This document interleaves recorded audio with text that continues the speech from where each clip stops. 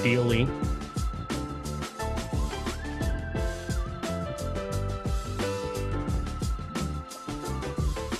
Find out momentarily. You know why we're going to find out momentarily? Because we are now live.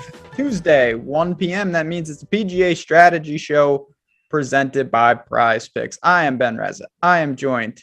Talked some NBA with him late night. Sweated the game. Eric Lindquist in the house. We are here to talk about the U.S. Open. A lot of big things happening, and one of the biggest. You don't see it on the screen. But if you were hanging out with us last night, if you've gone to the website, you see the new name, Stochastic in the house. You already got to do the inaugural show. This is my first show with our new name. Sir, how did it go? How are you doing? It was great. Yeah, the maiden voyage was solid. I'm excited now that we've got our sea legs. Round two. Excited to talk a little bit of golf. Coming out with a major here this week. Looking forward to some U.S. Open talk, but definitely looking forward to all the good things going on here at Stochastic. No doubt about it. I know people are going to have questions. You're going to hear this a lot. I'll summarize it very quickly. Literally nothing is changing. That's all I need to say. Everything is the same. We just changed our name. So we are ready to rock. You'll be seeing that updated in the next couple days. We're going to get to PrizePicks in a second. We're going to look backwards first, though.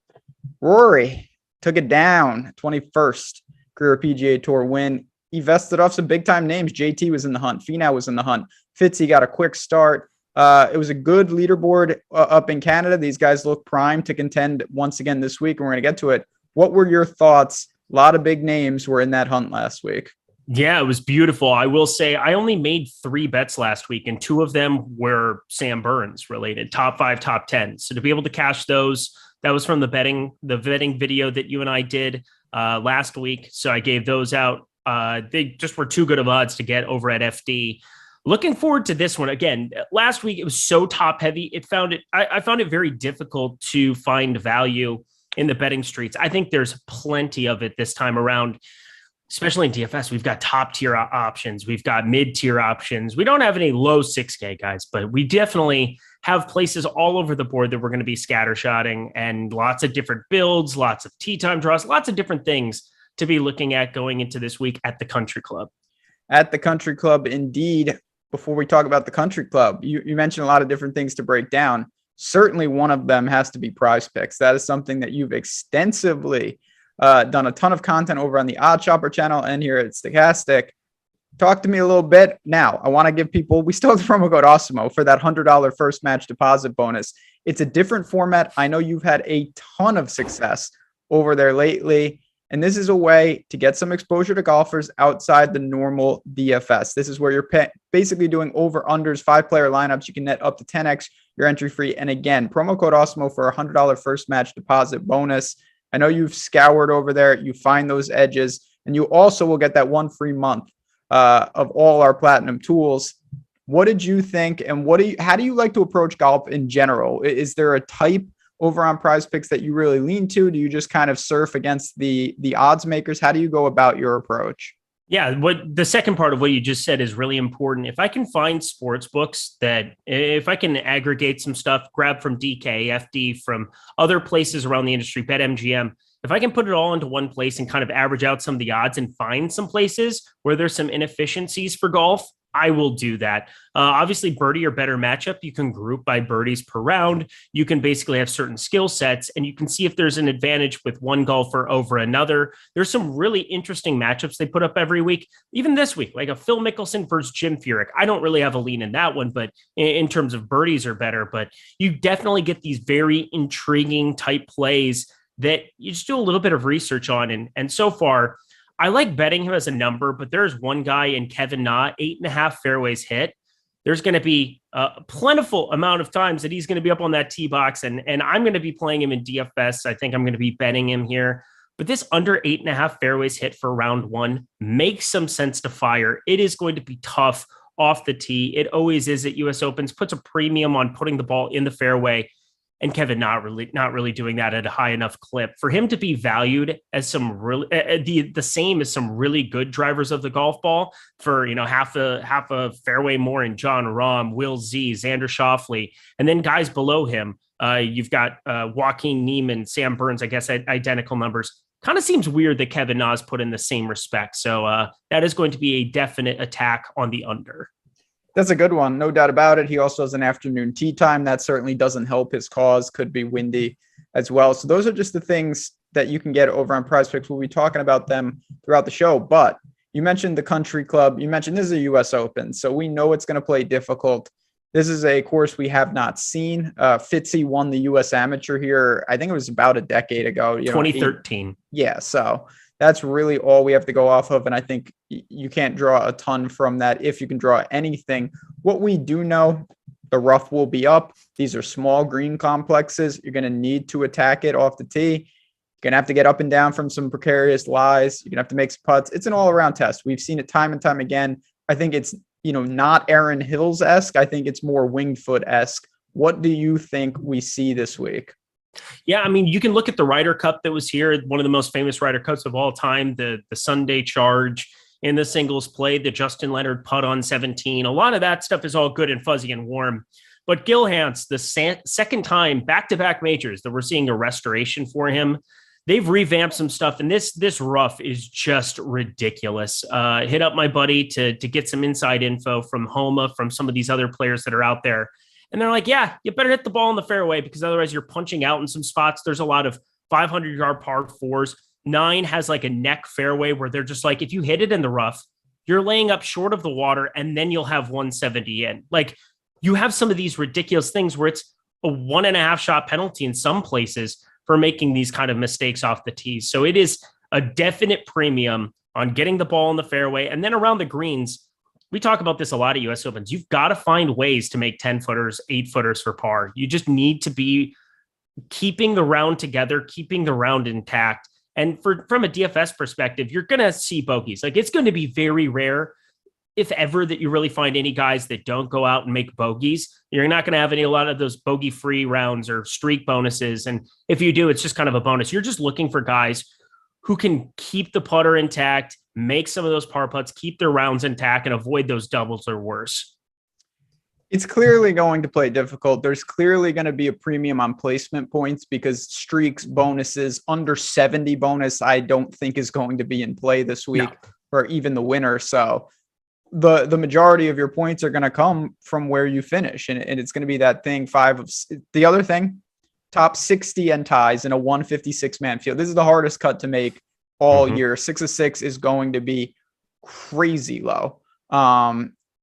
How you attack it, I think for me, I want guys who are going to gain strokes off the tee. It doesn't have to be with distance. You could pepper fairways. You're going to have some long irons in, but I think that is really important.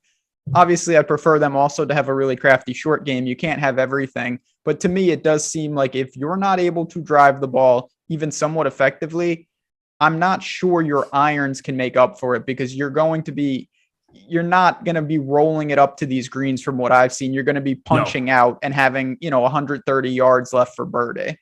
Pretty small greens too, all things considered. Like, this is, I mean, it's not like a Pebble Beach US Open or something of that nature, but smaller green complexes than you would expect. It's just going to play hard, and you want to have those 5-tool golfers, guys who do a little bit of everything. It's going to be a grind. There's going to be guys who you expect to play well, who play like absolute dog doo-doo or have 1 or 2 holes really bite them in the ass. Like, it's going to be an absolute grind, but that's kind of what makes it fun. We can play the ownership game. We can take some things that we've seen here of late recent form. We can kind of add those to the mix. Plus, we get this mixture of live golf guys who we haven't seen for a while. I don't really know how to value certain ones or what their mental state. I don't really know what to do, but I do know that you're going to see an ownership decrease now that some of those guys might not be in the public's favor. So I'm finding some different paths for this US Open that are just making it really, really fun to build lineups.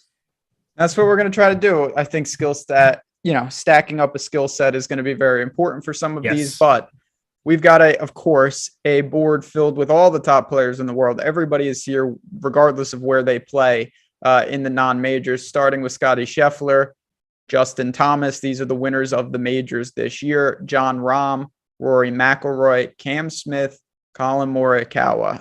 So when you look at this, seems pretty standard. This is the who's who. Scheffler still leads the pricing.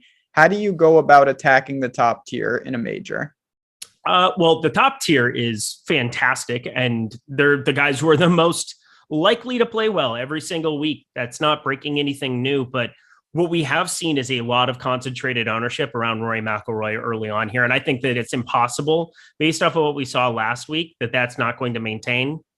That makes Jon Rahm and Justin Thomas really, really intriguing to me. 11-3 for Scotty Scheffler is really cost prohibitive, and I've built a couple of lineups where I just find it difficult to get all the way up to him with some of the mid-range values that I want to get to. And that just makes Justin Thomas at 12% and Jon Rahm specifically 6.5%. I get it. The putter has been a bugaboo for him of late, Jon Rahm, that is. But he's such a good driver of the golf ball. We saw him win the US Open last time around in Torrey Pines. And a lot of these golf courses do get set up very, very similarly. You're so penal off the tee, very tight fairways.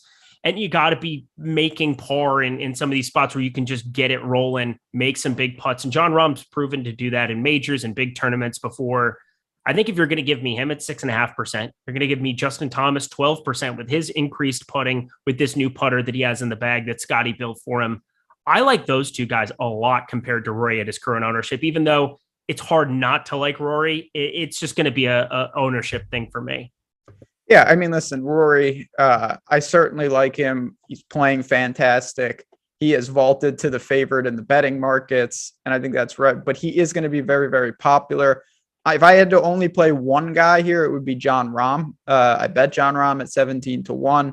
I know he's not at the height of his powers. It's been mostly around the green problems. He's not a bad around the green player, though, and certainly I think it's pretty clear that he can handle the U.S. Open conditions, considering he is the defending champ at the U.S. Open. So we've seen him. He's still making cuts. He dusted off a really easy field in Mexico, did get a win. I like him, and I think the ownership won't be there. You want to play JT, you want to play Scheffler, you want to play, I mean, of course you can do that. There's no doubt. But for me, I would order it Rahm, Rory.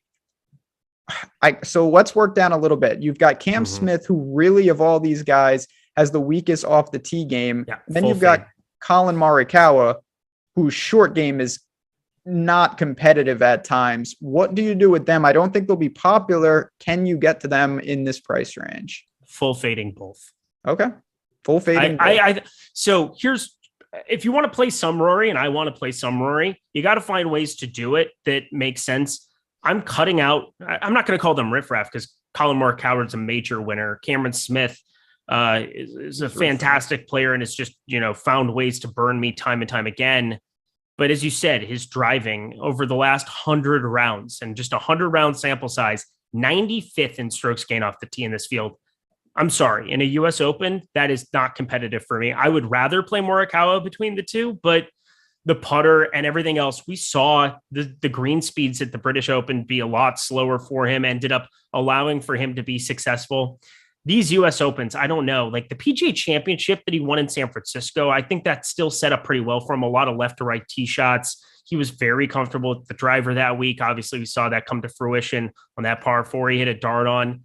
This just doesn't feel like the kind of golf course I would rather click on his name as opposed to driving beasts like Rahm and McIlroy. So I'm just going to cut out the ownership entirely. Even in 150, I will not have a single share of either of them. That's interesting. So I do think clearly when you talk about plays like this in a field with a top 60 in ties, for like Millie types, the game theory is so strong that slant pivots are effective, I think, almost blindly. But I am with you. I think these guys are distinctly behind the guys right above them.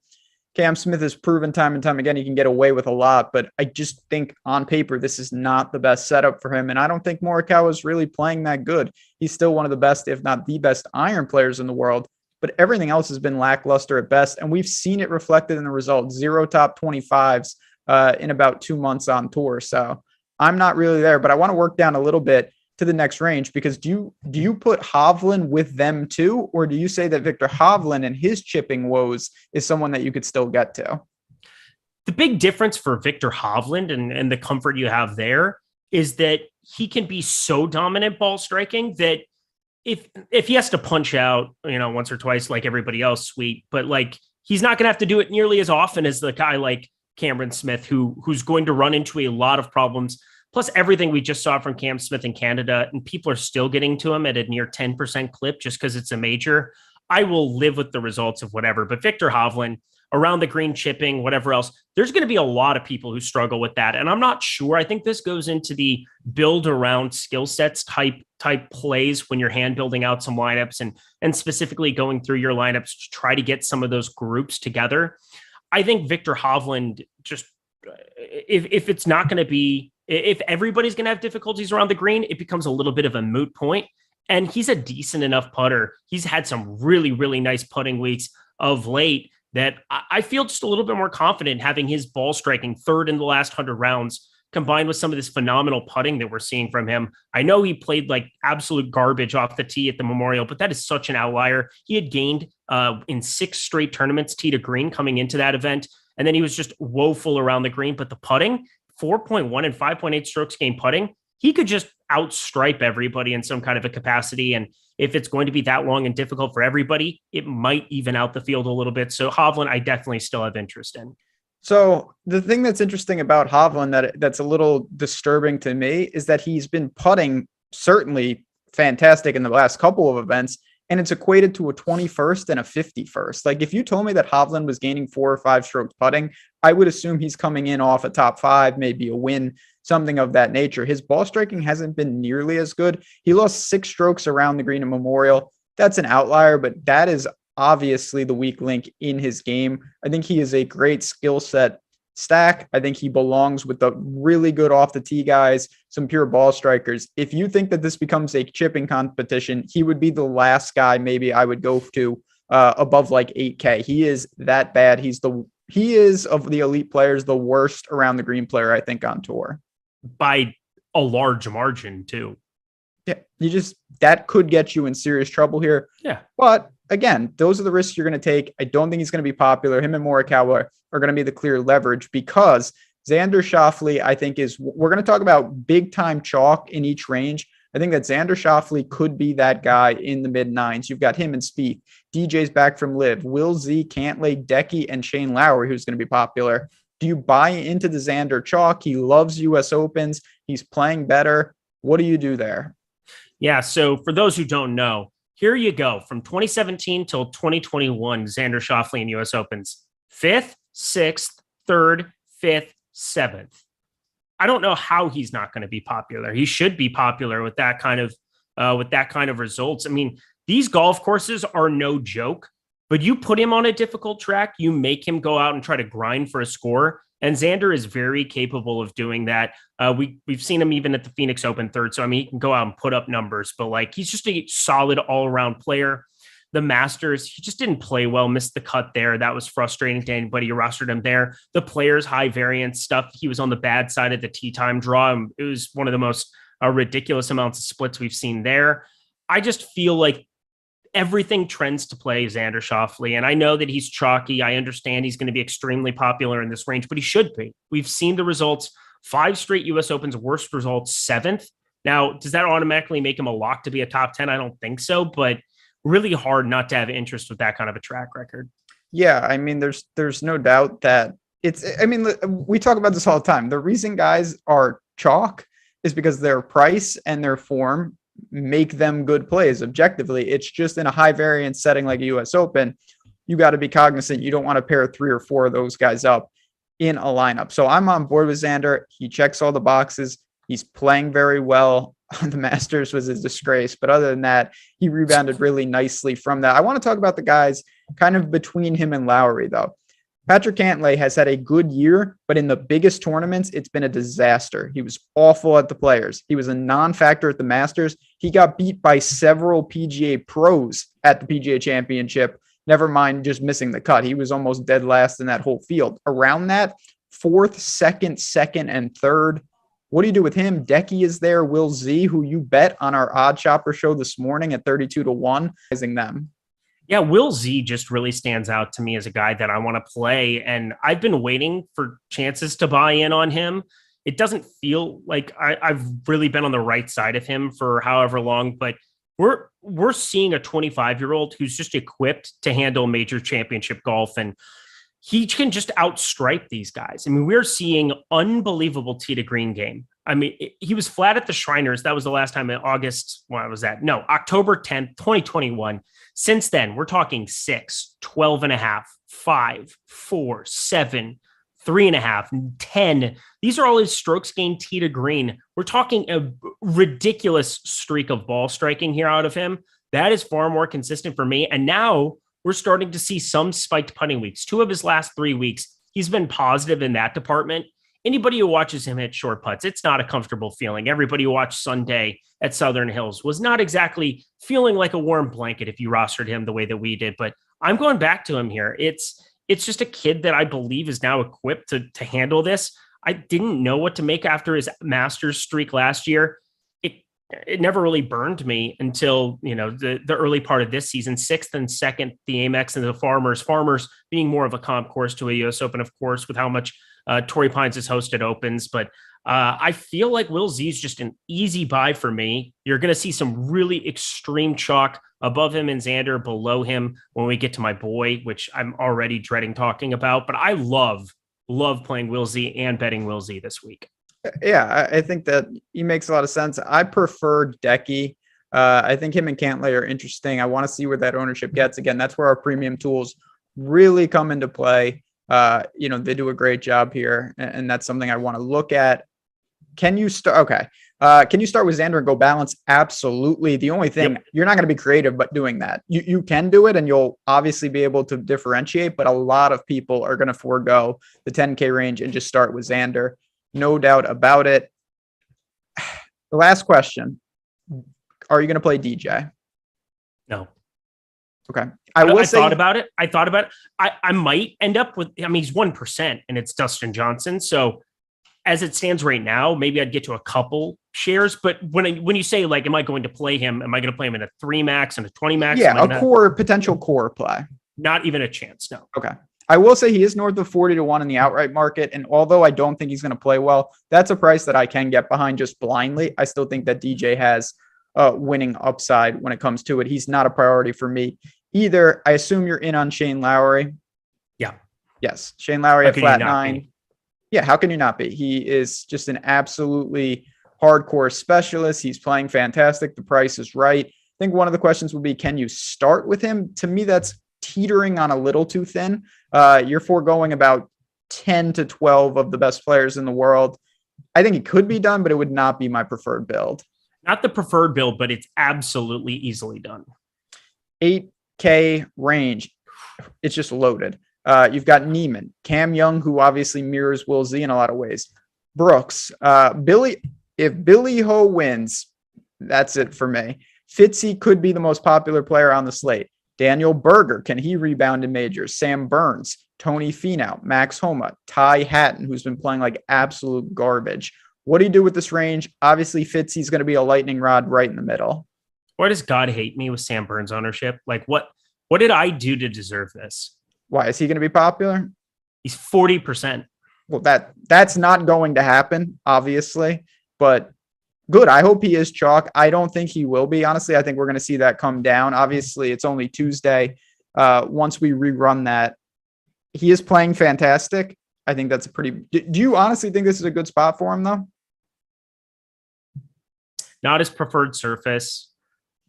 I still think he's just he's striping it. And you can take that and travel with that anywhere you go. That's really kind of the X factor, because I don't think he's going to be as proficient putting as we've seen the last 3 weeks. I mean, again, extreme Bermuda splits guy who's now just put the entire package together. 5th at the PGA, 20th at the PGA Championship, game 5 strokes putting.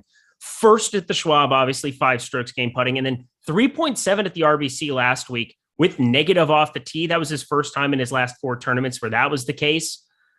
If he's serviceable off the tee, and he does have potential. We saw at the Sanderson Farms last season, gained 6. He's had some of these massive spiked weeks. Shriners, almost 4 strokes gain off the tee. He bombs it. And if he's in play, it's hard not to have interest. But at his current ownership, this is the first time and probably the only time that I would say this. If he's going to be this popular, I will be under the field, and I will probably end up kicking myself, but it kind of has to be done when you start talking about this extreme of chalk.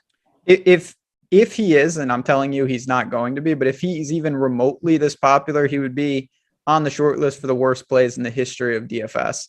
Oh my God. No, he would. He's not going to be that popular. So Sam Burns. Why do you hate me so much? Why do you hate my Sam Burns takes? Anyone in a US Open, including Fitzy, who I still like. When you're talking about Fitzy. A top 60, and that is brutal to make the cut. And these guys, particularly Sam Burns, his next evolution, and he's going to get there, is doing it not in shootouts. We know he can score and roll it.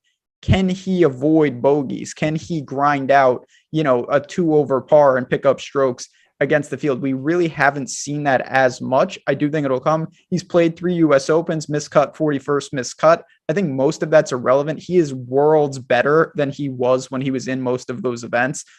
So I don't read a lot into it. I still think that Sam Burns is more likely to win an event at 20 to 25 under than at 0, even par to 5 under. So that's the new evolution. Brooks? Yes. Really? First time I can remember having interest in Brooks Koepka, and it's kind of like a remember me spot. It hasn't been pretty, but I do just think that there are times that he is completely uninvolved. And if he gets off to a bad start, it'll probably be another one of those weeks. He's never the guy. We say it all the time. He's never going to be the guy who grinds out a top 25 for you. He's just not that guy. He will fall back. He'll coast over the weekend and not even try. But recently married, seems like he's all about all the negative publicity going towards these other guys, take some of the steam off of him. And obviously there's no way of looking at that and saying, oh, well, here's the data to prove that. But what does prove what he's capable of is his track record in US Opens. The guy is just outrageous when it comes to competing in these type of venues. He gets up for majors. He's probably the one guy where you can kind of throw out everything that you've seen from him all season long and just look at 4th, 2nd, 1st, 13th, 18th, 4th. That is his last streak of his previous 7 years of US Opens that he's played in. The 7 US Opens, I mean, that's just a ridiculous run of form. He gets up for majors. He prepares for them here in a certain way. Given he's not, unowned like the way a DJ is, but even at like 7-8%, this is definitely the first time in a long time that I have interest in Brooks Koepka. I do think, again, a lot of this is going to tell the tale with ownership. If Brooks is really low owned, I may force a little in. I think that clearly there are players, a lot of players, maybe the whole range playing better than him, but you're going to have to roll the dice a little. And I do like Neiman. I do like Fitzy. I think that Homa and Finau are fine. Berger, I'm kind of indifferent to. And Sam Burns, Chad has pointed out, Sam Burns is getting much better at bogey avoidance. I still think the US Open is just a little different, though. Last guy, can you blindly go back to Ty Hatton, who really looks like he's struggling out there? He was non-competitive last week, but clearly at flat 8, it's a good price. I just don't know if the game is in any good shape. I have zero desire. Okay. I think everyone's going to say that. I kind of have some interest in Millie type structures because I still think that Ty Hatton, who's a winner at API, and I did comp the state API a little bit, when he's on, he can handle US Open conditions. If he unravels and he's complaining about the course as he does every week, well, it's going to be a short week for Ty Hatton, but I'm willing to take that risk. I mean, I saw him play too much golf. He was paired with Sam Burns at the Masters, and you guys know me. I walked around with that group for quite a while. He's not in a good place with the driver. He's not in a good place he's just talking after every single golf shot. And at a certain point, like even when you've seen him compete, he eventually, for his level of intensity, he kind of settles down. He's really unnerving as it stands right now. You said API. Yeah, he always plays well at that golf tournament. It's one golf course. It's the one golf course that he just constantly shows up at for whatever reason. And yeah, it's a difficult golf course, especially over the weekend when we saw this season. But I still just prefer every single guy in the range. Fair enough. And yes, Brooks has serious red flags. What he's been doing, he hasn't been playing well. He might have hip issue. All of that, I think, is factored in. That's why you remember last year with Brooks and his knee, he fell down the stairs. He was hobbling. I went from having tons of interest to having very little of him. And then he goes out and gets second. It's Brooks at the US Open. There's no doubt there's something there. So I think you just kind of have to leverage that appropriately. Like if you really like Xander and you want to mix it up, Brooks is an interesting second man in. All right, let's keep working down. I will say, if you're hopping in, you're checking out Awesemo /Stochastic. maybe for the first time, you want to join, press subscribe right there. And if not, you want to just support the stream, hit the like button. Really does help us out. We are marching towards 80,000 subs here. And I know over on OddsShopper, if you're looking for those betting picks, just head to OddsShopper YouTube. You'll see me, Eric, the entire team over there. Still got plenty of names. That's the beauty of majors. Guys like Corey Connors, Mito, Aaron Wise. I mean, Bryson is in this range, but I think he's irrelevant. Fleetwood, Usti is back. Sungjae Im might be the most mispriced guy on the entire season. I honestly believe that. Talk to me about what you see in the upper sevens. Oh, I mean, you don't think Sungjae's like, I think he legitimately is mega chalk. Mega chalk. And he should be. Mega. Are you still going to play mega chalk Sungjae Im? So again, I think that's where it's really important to lean on the tools and to understand it. Just because he's chalk doesn't mean you should fade him. But if you like Fitzy and Xander, I would strongly suggest not using Sungjae Im on that team. But say you're like, you know what? I'm going to use Brooks and I'm going to be different. I'm going to use Decky. Well, Sungjae, I think, would be a great third man in on a team like that because he is positioned perfectly here. Yeah, exactly. He's super popular. He should be super popular at that number. And you look at the rest of the range and it makes sense. It's absurd. My favorite guy to get to is Mito Pereira. We obviously all know that the heartbreak that he ensued at Southern Hills and the double bogey on 18 that kept him out even of getting into the playoff there. But the guy is just a ball striking machine, and we're seeing some opportunity for him to compete. And even coming off of the PGA 7th and 13th, I don't know about you guys, but I was kind of expecting some scar tissue from Mito that never showed up.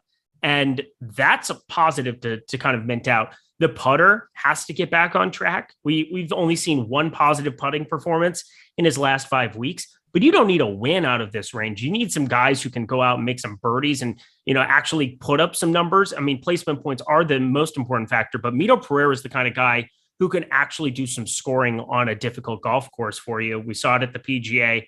I think we could see it again here this week. So Mito Pereira is kind of the guy that I feel like I'm landing on the most here. Over Wise. And I love Wise. Quack, 7,800. But Mito for a little bit more ownership. I don't know. Aaron Wise was great at the Memorial. I'm not negating that. They're both playing fantastic. There's no doubt. Yeah, but that was basically one result as opposed to Mito, who's doing it week in, week out right now. And I'll just take even the short form track record, like other than the second for Aaron Wise, he's been good. He's been very acceptable. 6th at the Mexico Championship, but otherwise we're looking at like 23rd at the PGA, 51st at the Byron Nelson, 21st at the RBC. Like Mito's getting in the mixed week. He's getting in the mix week in, week out. It's been just a ridiculous run. So yeah, I do prefer Mito. I would prefer Wise. Not a strong take either. I would prefer Fleetwood over both of them. So that's my next question. Tommy Fleetwood, 7,700. Maybe it's just that one round at Shinnecock and I'll never let that go. But he is just 63. Playing just incredible golf in the form of consistency. He is making cuts now. He was 5th at the PGA. He's not going to mind difficult, windy conditions, anything like that. I think the price is right here. He's right next to Sungjae, so he can't be, ridiculously popular because all these guys are going to garner some interest. Louis would be the crazy leverage because nobody's thinking about him. He's over on the Live Tour. But I like Fleetwood quite a bit this week. So for me, Fleetwood's great. And what at the height of his powers, what did Tommy Fleetwood do better than everybody else? He had good hair. Not the answer. This is a professional show. We're debuting Stochastic today. Please stop it. Yeah. He's been a fantastic iron player. We're starting to see him because, if he's going to go out and compete in a U.S. Open or if he's going to put himself in a place where he's going to play very, very well for you, he's got to be so hot with these irons. And it's nice to see the PGA 4.7, 1.7. He's now been positive 6 straight.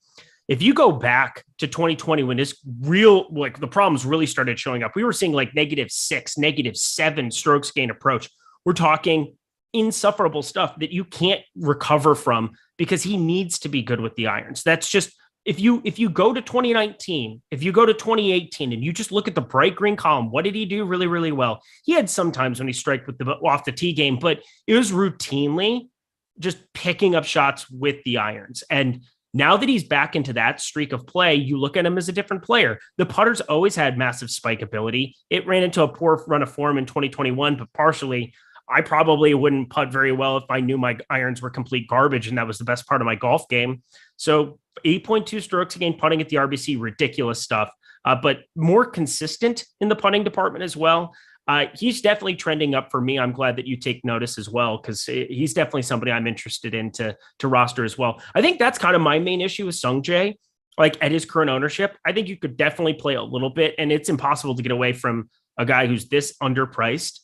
But there's so many guys just above him that you're getting 1/3 or, at least half of the ownership on.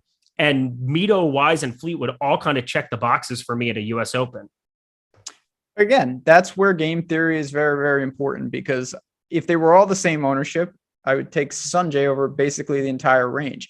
But is Sungjae like 5 times as likely to beat Usti? No, I don't think so. And I do think that Usti will be 150 ownership, maybe even more. And those are some things that you need to look to. If you want to just play all the chalky guys, hit the lobby and play cash games. There's absolutely nothing wrong with that. And you can load up Sungjae, Fitzy, Xander, and fill out with 3 other guys. I just think for tournaments, you're going to want to mix it up here and there. You can't play all these guys. There's no doubt. I think Louis is my preferred pivot, off Wise and off Fleetwood, and Sungjae would be the mega chalk. Now, working down, Answer is there. That's an interesting name. Then I think it starts to teeter. You've got Seamus, Gooch, Keegan, Webb, Munoz, Harris English. I don't even know he was in the field. Harold Varner, Henley, Sergio. Do you find anything in the lower 7s that you're interested in? How do you break down this range? I mean, Davis Riley, I know I like him more than you do, but not at this ownership that we currently have. So that's going to be a hard pass for me. I don't really know what to think about this entire range. It's a really uncomfortable spot to be looking at. God forbid I say Patrick Reed. I really don't want to do that whatsoever. Justin Rose, I'm kind of surprised to see him as popular as what he is, just because of one round of golf. I'll probably have to be a little bit lower on that too. I think the guy that makes me feel the most comfortable getting to, just for tournament purposes, would be KH Lee. He's 7,100, sub 4%. I think there's actual upside there. It's just a really uncomfortable range. I really don't have any strong leans whatsoever. It might be a scattershot approach there. I think I am pretty consolidated where I want to go at the 8, 9, 10K range. I think the low 7s just might be scattershot the entire board. You have Gooch, who has had a good year. Now he's the evil villain. Keegan Bradley, Boston native, positive narratives, ball striking extraordinaire. Like, there's guys you can lean to, but I don't have a lean. Like, I just don't. I don't really either. So I'll take them one by one. Abraham Answer, really good off the tee. His around the green game is awful. I put him with Hovland in that type of bucket. If you think that around the green gets masked, I think he's fine. If not, he's going to have a pretty quick exit. I think HV3 is playing well. Henley, he's going to have to lean on the irons if you want to go there. What about Sergio? Another live guy, strong with the driver, automatic. The rest of the game, though, is pretty weak when you look at it. Yeah, I think he's such a bad putter that I can't probably do it. Even if he gets himself in play, he's got to make putts eventually. We saw a decent string at the beginning of the season. It's kind of tailed off, started being negative in that regard, missed the cut at the PGA, 23rd at the Masters, no strokes gained data.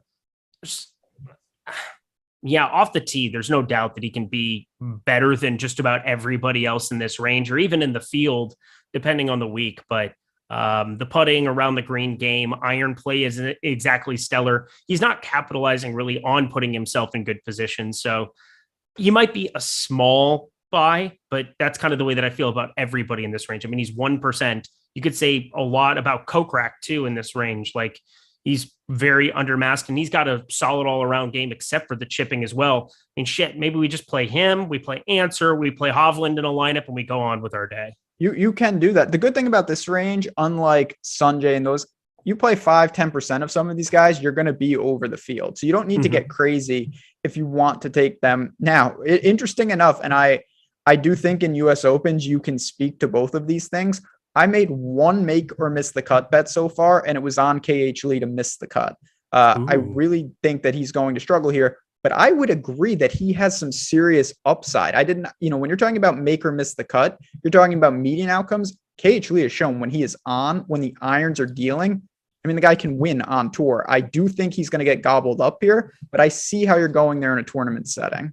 he's a guy that fits the build of what you were saying about Sam Burns, where he goes out to the AT&T Byron Nelson, shoots infinity under, and he's set to go. Like that's more of what he does. He's a shootout specialist, I think, at this point is probably the right way of putting it.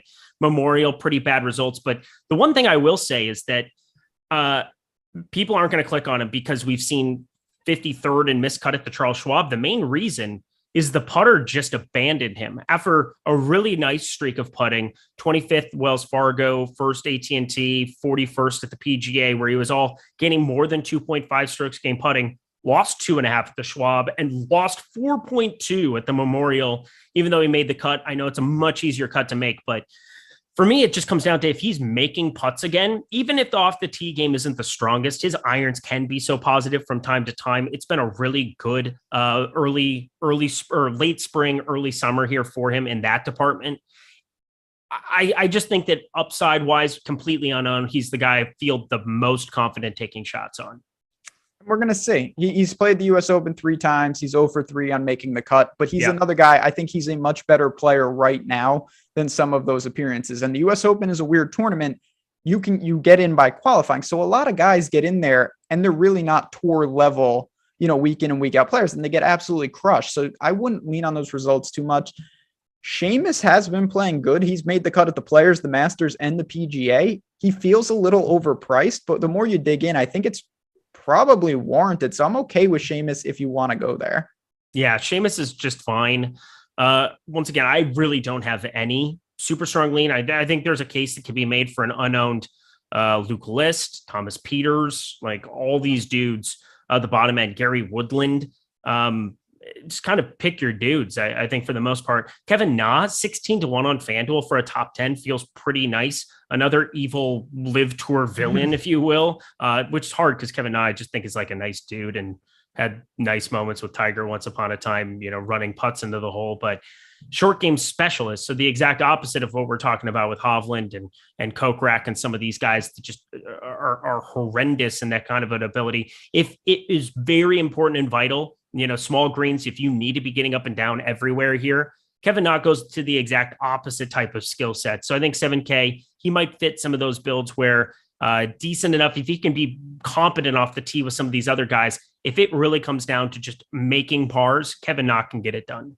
This is a range where I think you're looking at flyers, milli type plays. I don't see any core plays. I don't see any cash plays. Same. Really low ownership across the board. And we had a couple questions on that. How do you find the ownership numbers on DK? You will find it once the tournament locks. It's right there. But of course, before the tournament, you can't see that. We project it on the site. If you are interested in signing up and getting some of those tools, stokastic.com/join. You can go right there, sign up, even if it's just for the week, and be part of the team here. In terms of how do you exploit ownership, it's not, I think one of the tricky things about ownership, and you could speak to this better than me, you do a great job with this.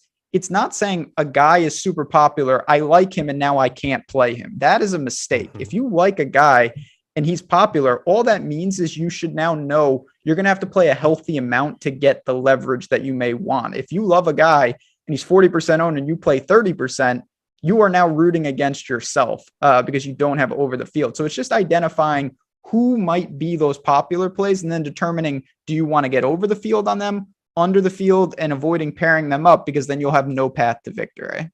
Yeah, and I think playing DFS, and I'm fortunate where I get to cover a lot of sports and talk about ownership constantly because it's such an integral part of certain sports. In a sport like basketball, there are guys that are 70% owned who could still be under-owned comparably. That should be 100% owned because 70% isn't enough with their range of outcomes. They're a 3K guy like a DeMarcus Cousins, absent Nikola Jokic, you should jam them. In baseball, we take it a step further where even Mike Trout, like the most variant sport, like Mike Trout can go 0 for 5 against an absolute gas can because the ball, he just hits it barely off the end of the bat, doesn't barrel it up. And now all of a sudden, a guy who's 30% who couldn't fail, so to speak, everybody says, is now failing. Golf is kind of the middle to me between those two type of sports, not quite in the NFL bucket where I still think you can look at volume being king, but in PGA DFS, there's still like a type of range of outcomes. And a guy like Rory, if he's towards the bottom end of his range, he can still maybe sneak through a cut on the number, but more than likely he's missing the cut. And that is a massive amount of leverage that you're gaining going somewhere else. And so when you're talking about these mid-range options, Sam Burns, is the prime example this week for me. Everybody knows my love for him. Everybody is very, very aware that he's one of the guys that I believe in. I've talked about him for years now, being an upstart that you wanted to buy into. And he's proven that with 3 wins this season. But when you're talking about 39% ownership, which, maybe it doesn't get to that kind of a number, there's so much missed cut equity for a guy like that. There's so many opportunities where you can go to everybody else in the range. You have to really be specific with how you craft those lineups. So if I do click on Burns, which I still will, I've got to find some lower owned pieces so that I'm not holding hands along for the ride. And I'm not worried about min cashes, the 15, 20% trying to do whatever, even in like $100 or a $200 single entry. I'm worried about finishing first. I want to try to finish first every single time. So if I have Sam Burns in lineups, it's hard for me to imagine I'm going to have Sung Jae or Tony Finau along for the ride in those kind of lineups. So just be smart with how you craft everything together. Know that there's duplication possibilities, maybe leave 200-300 on the table, even in a single entry sense. So there's ways to avoid it. But on the whole, be aware. Ownership, it is king for a reason. And in a sport like golf that is the perfect combination of range of outcomes, and in terms of playing leverage, Sam Burns has just got to be a decrease for me this week. Well said. Couple of last guys before we dip to the real cheapies. Noren and Harman are sitting at flat 7. I want to make a case for Brian Harman, who has shown that he can kind of handle these conditions. First of all, he's made 4 or 5 cuts. He gained across the board at Memorial. He came in 18th.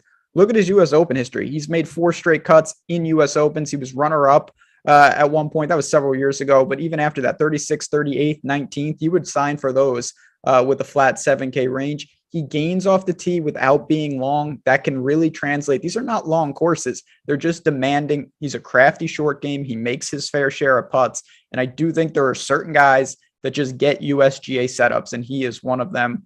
Noren is Noren. I don't even know what to say anymore. It's just Noren. He, in theory, should like this, but he really butchered me at the PGA. I thought that was a great spot, and he certainly did not play well. Yeah, your boy over here played in the U.S. Junior Am when he was 15 years old in Columbia Country Club in Chevy Chase, Maryland. That was some brutal rough for little kids like me, just 130 pounds trying to hit a golf ball around the place. Brian Harman dominated. He won medalist there along. Well, I think he finished second to Sung Kang. But then he ends up winning. He wins the match play going down the line because that's how those USGA events work that aren't the US Open. You play match play till there's one. And Brian Harman dominated the match play portion.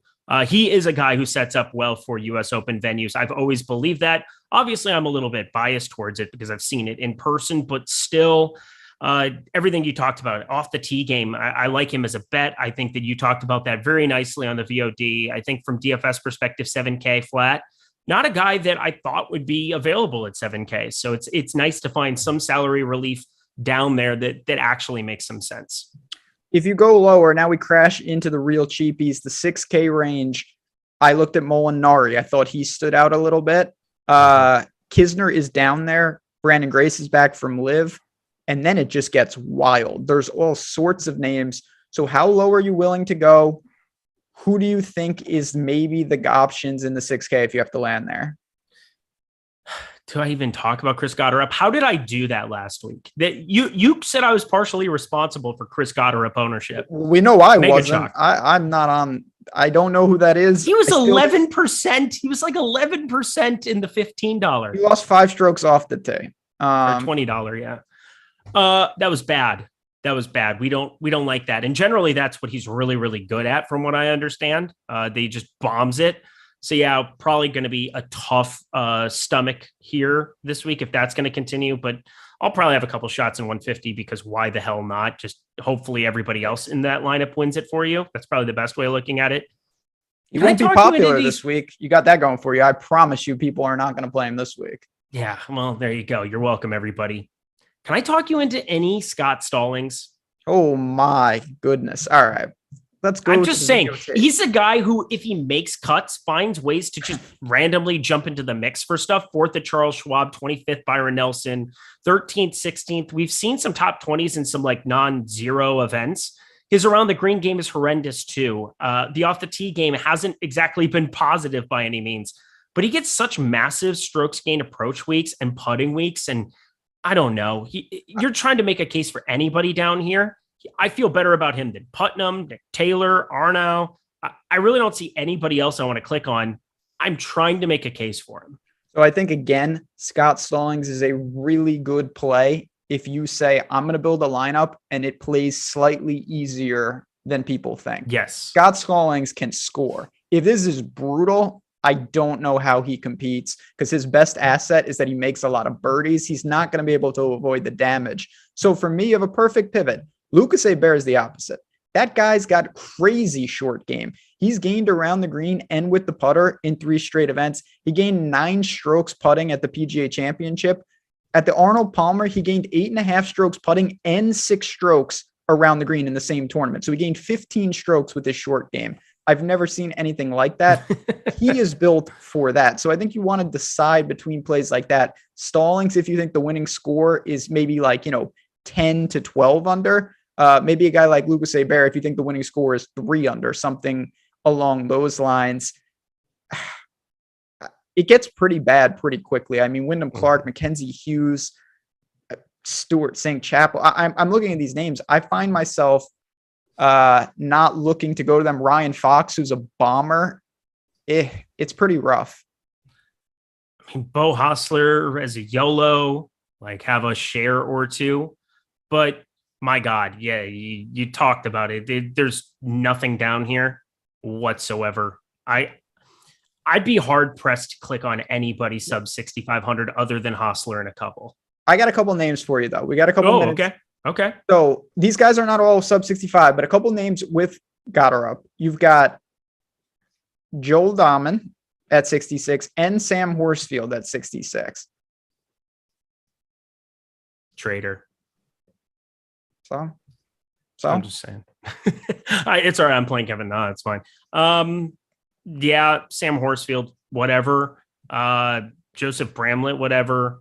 Who's the other guy you said? Joel Dahman's all right. I mean, he's at least a tour player who has done things before, but doesn't feel Rose. What am I even saying? Doesn't feel warm and fuzzy clicking the name here in his current form. But that's probably why you click it. From the clouds, probably somebody that could actually play decent enough. I really don't see anything else. I mean, I'm going to play a tiny bit of Chris Gotterup because I have to. I'm required by law now. Thorborn Olesen, maybe. Just cool Danish dude. Why not? I hate everything down here. I don't. This is not like a PGA Tour event where we have a lot of choices. It turns into guys who Monday qualified and 6K plays that make no sense. And like my boy Stuart Hagestad from Newport Beach here, who won the U.S. Mid-Am, played in the Masters, things like that. But I just hate this entire range. It's going to be tough. Chad is bringing up Denny McCarthy, my guy, who I abandoned at the Memorial, and then he really exploded. So he's gained 5 or more strokes putting in 4 straight events, which is basically impossible, but he is the best putter in the world. He's gained strokes putting in every event since January. I just don't know if he can survive off the tee. I think similar to Kevin Na, those are the type of questions you have to ask with him. He did at Memorial. Credit to him. He somehow lost 3.5 strokes off the tee, but he gained 7 around the green. That's a mega outlier. That's the career best for him on tour by 3 full strokes around the green. That's something that you have to realize is not going to happen again. I'm okay with Denny McCarthy.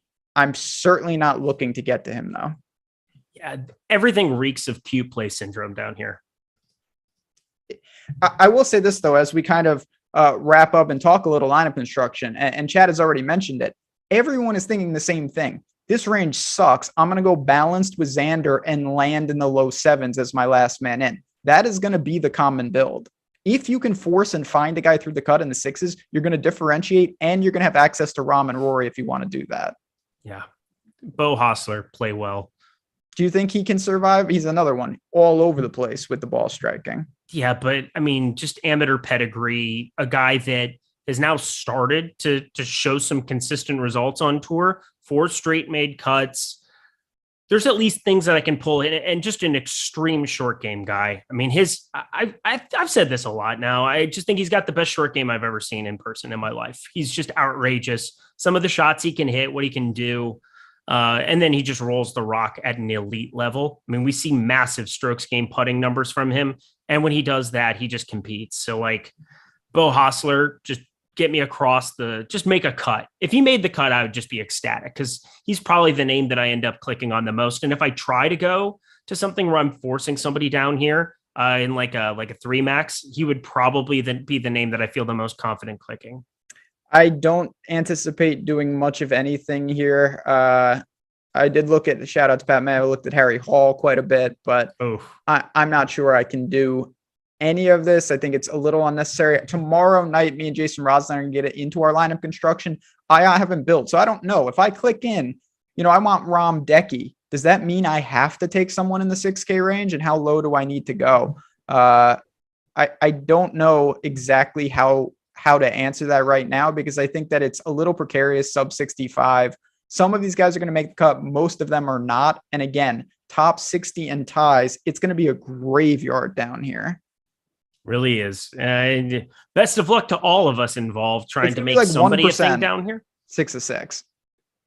And I'm here for it. I love that. Yeah, it could be really, really fun. Again, I cannot stress leverage at a US Open enough because crazy things happen here. Guys, you thought were mortal locks to make cuts, hit one wayward drive, it ends up buried in the rough. They don't find it. They cross another one over. And this can happen to Rory or JT or anybody. It could happen to anybody in the field. So just be on high alert. This is one of those tournaments that I feel like I care more about what my lineups look right after lock than how the results end up panning out. Like I will stress more about what my lineups look like compared to other lineups and making sure that I played the ownership game correctly rather than how I actually do. No doubt about it. Again, the Masters, you see guys play for like 2 decades. They make, 18, 20 cuts in a row. You don't see that at US Opens. Everybody struggles at US Opens. It's like the players. There's just a lot of variance when you're talking about that. Thoughts at Gooch at 7.5. I think he's fine. His around the green game is very, very crafty at times. Minwoo Lee, perfect way to end the show. Honestly, I think he's in the conversation with Hostler. I don't see any reason why he would play good, but he has randomly popped. He came in 14th at the Masters. If you're trying to win $1 million and you want a guy like that, I think that's fine. I would not go anywhere near him in single entry. Yeah, nowhere near. 14th at the Masters last year? Is that the one? Yeah, that's the one result he has.